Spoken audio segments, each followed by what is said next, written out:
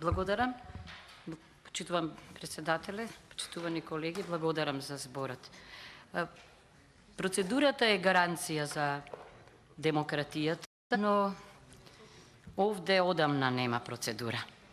Еве, јас ќе се осврнам на неа.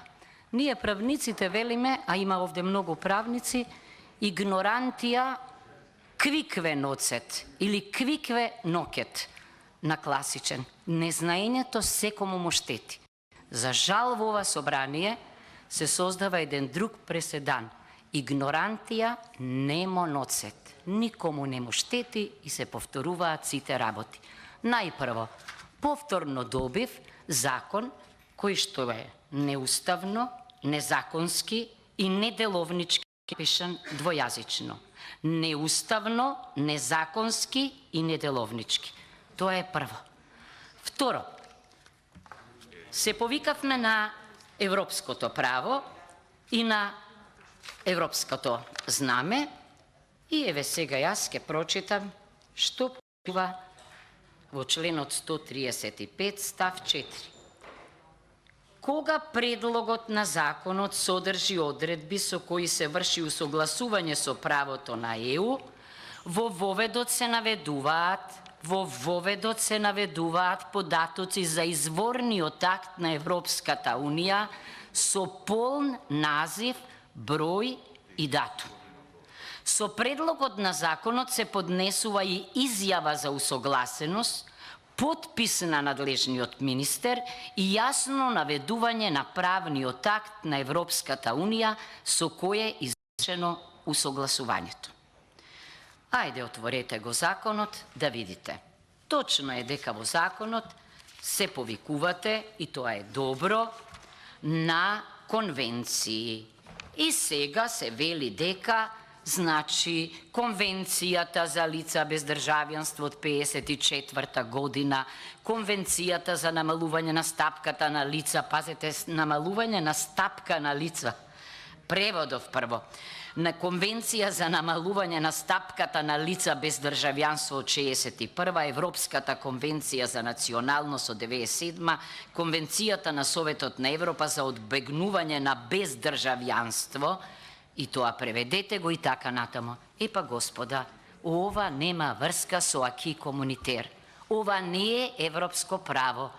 Молам да ми ги наведете директивата, регулативата на која се темели овој закон и тоа со точно усогласување. Ако го нема тоа, го нема, членот 152 вели председателот на собранието, значи, ке го врати овој акт на владата и во рокот 15 дена треба да ги внесе сите овие нужни податоци. Ако не ги внесе, законот како да не е поднесен. Околу амандманите, вчера цел ден, затоа велам дека никому незнаењето не му пречи, се расправавме околу поднесувањето на амандманите, ама таму имаше една председателка која разбира право, секоја чест на господјата Сонја Мираковска, и, значи, овде многу убаво си пишува дека кога се амандманите во прашање, председателот член 152 веднаш ги доставува до пратениците, мачното работно тело и законодавно-правната комисија. Молам да го почитувате и ова. И членот 178 од законот, кој што се однесува на скратената постапка, кога е во прашање дури и усогласување со ЕУ, законодавството или правото, во последната алинеја вели, тоа не е автоматски, туку ако не се во прашање сложени или обемни усогласувања на законот со правото на ЕУ. Ниту има овде усогласување со правото на ЕУ, ама да бидам искрена, државјанството е еден многу сложен институт.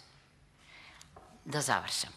Во Европската Унија има директива која што се однесува на европското државјанство, во која што се кажува дека мора прво да имате државјанство национално на земјите членки за да добиете европско државјанство. Ама над 60% да речеме од членките на ЕУ, например, не дозволуваат двојно државјанство. Сакам да кажам, има огромни разлики во однос на државјанството и на крајот за државјанството важи, и на првата седница го кажав тоа, институтот де државата може дури и кога некој сите услови ги исполнува, да не му даде државјанство. Добро е што нашата држава не е таква, но има такви, Британија, например. Зошто? Од дискрециони причини. И на крајот да кажам, навистина е чудно да го имам пред себе мислењето на владата во поглед на првата верзија на законот од групата пратеници. Една, морам да кажам, ретко сум прочитала сериозна анализа, критика со компаративни примери. Како сега самата влада себе се негира и тоа што го негираше, сега во определен степен ни го предлага.